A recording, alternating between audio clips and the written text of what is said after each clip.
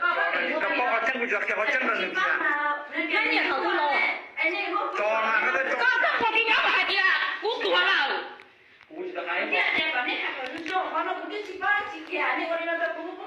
Thế chẳng cái hải tờ câu tỉ chỉ lão rất Cô thì bố thì cô của bán thì cô lá kìa. Hải tờ câu đi. Má đúng qua thì hỏi mà bây giờ cái nhất thì xin mần.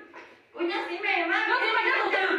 Cái nhất từ từ, cú tí nhất xin mần. Bây giờ cái tí tôi bảo công an thì xin mần nhá.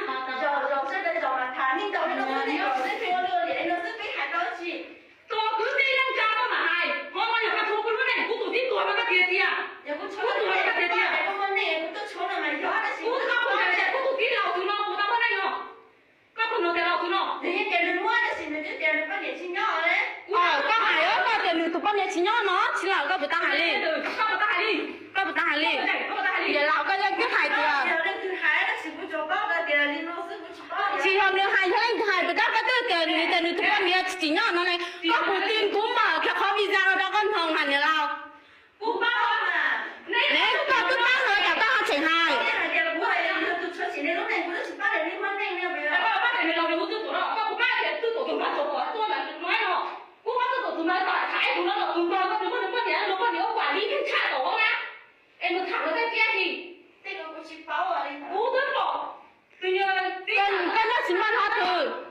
Này nào, các nhắc xí mặn nó thử.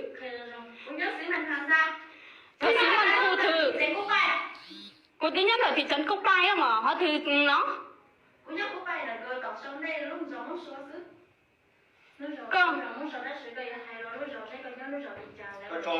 nó thôi đi cả. Tụi con nhắc cái xe rồi, tụi con đi sao à?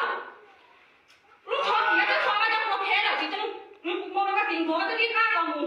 Tôi chỉ học tôi chỉ sai mua tôi sẽ nói ra cho ra thì nó hài cái. Nó hài biết là thế không? Vì tụi đây là nó không còn nó cái này cái hơn nghe. Các chị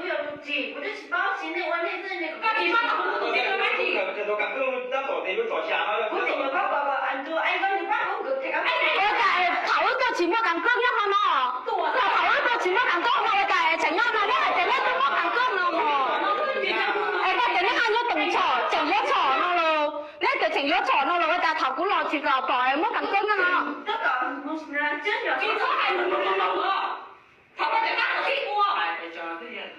Hay là đi như nó tụi mà kia có những cái gì thì nó bắt tao hết rồi là tôi xếp tôi cho nhiều con cũng xếp tôi em. Tụi nó chỉ nó cho cái cũng sao.